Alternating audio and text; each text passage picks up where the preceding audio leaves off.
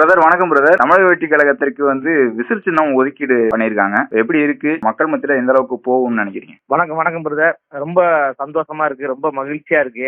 தேர்தல் ஆணையம் தமிழக வெற்றி கழகத்திற்கு விசில் சின்னம் ஒதுக்கீடு செய்தது தமிழ்நாடு முழுவதும் மிகப்பெரிய ஒரு வரவேற்பை பெற்றிருக்கு. தமிழக வெற்றி கழகத்தினுடைய தோழர்கள் ஆர்ப்பரித்து கொண்டாடி கொண்டிருக்கிறோம். எளிய மக்களின் சின்னமாக விசில் சின்னம் இருக்கு. மாற்றத்தை உருவாக்கக்கூடிய ஒரு சின்னமாக விசில் சின்னம் இருக்கு. அதுவும் குறிப்பாக தலைவர் அவர்கள் தேர்ந்தெடுத்த ஒரு சின்னம் தான் விசில் சின்னம். தலைவர் தேர்ந்தெடுத்த ஒரு சின்னமே எங்களுக்கு தேர்தலில் போட்டியிடக்கூடிய ஒரு சின்னமாக தேர்தல் ஆணையம் கொடுத்திருப்பது எங்களுக்கு கூடுதல் ஒரு சிறப்பு. இது மிகப்பெரிய ஒரு மாற்றத்தை தமிழ்நாட்டில் ஏற்படுத்தக்கூடிய ஒரு வகையில தான் இந்த சின்னம் அமைஞ்சிருக்கு. அதாவது சொல்லுவாங்க, இந்த விசில்ல இருந்து வரக்கூடிய சத்தம் வெறும் காத்துல வர்ற சத்தம் கிடையாது. அது அறிவாலயத்தினுடைய கதவை நிரந்தரமாக மூட போற தங்கு ஊதுற சத்தமாகத்தான் இந்த விசில் சத்தம் இருக்கும். ஏன்னா இங்க நடந்து கொண்டிருக்கின்ற ஆட்சி என்பது மக்கள் விரோத ஆட்சி, பாசிச ஆட்சி, மக்களுடைய பணத்தை கொள்ளையடித்து கொண்டிருக்கின்ற ஆட்சி, குடும்ப ஆட்சி நடந்து கொண்டிருக்கு.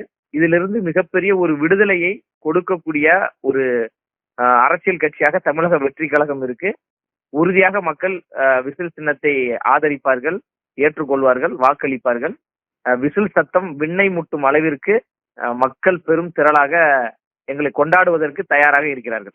இப்போ தொடக்கத்துல இருந்து விஜய் அவர்களுடைய முதல் மாநாடு விக்கிரவாண்டி வி சாலையில் நடந்துச்சு. அதன் பிறகு இந்த விங்கிறது எப்பயுமே தமிழக வெற்றி கழகத்துக்கு இருக்கும் அப்படிங்கிற மாதிரி சொல்லப்பட்ட நிலையில அந்த விசிலும் கிடைச்சிருக்கு.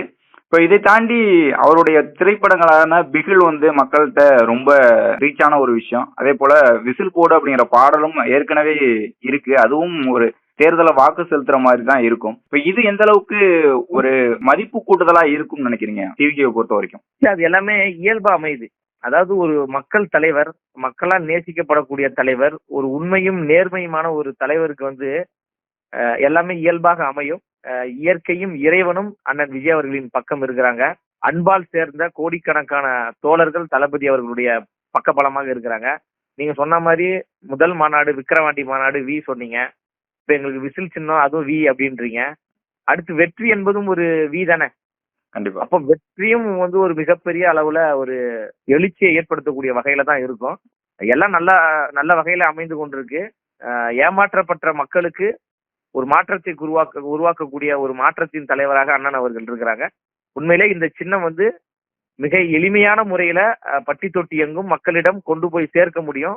இப்பொழுதே பட்டி தொட்டி முழுவதும் போய் சேர்ந்துருச்சு. அதனால உறுதியான வெற்றி எங்களுக்கு. தனிப்பெரும்பான்மையோடு ஆட்சி அமைக்கக்கூடிய ஒரு சூழலை நாங்கள் உருவாக்குவோம். ஒரு சின்னம் தான் இதுவரைக்கும் தமிழக அரசியல் காலத்துல அடுத்த கட்ட வெற்றிக்கு பயன்படுது. இப்போ இந்த சின்னம் நிரந்தர சின்னமாக எப்படி தமிழக வெற்றி கழகத்திற்கு பயன்படும் நினைக்கிறீங்க? தமிழ்நாட்டில் ஆட்சி மாற்றத்தை ஏற்படுத்தக்கூடிய ஒரு சின்னமாக விசில் சின்னம் இருக்கும். அப்ப விசில் சின்னம் தமிழக வெற்றி கழகத்தினுடைய பொது சின்னமாக தற்போது தமிழ்நாடு முழுவதும் அறிவிக்கப்பட்டிருக்கு. இந்த பொது சின்னத்துலதான் நாங்க போட்டியிட போகிறோம்.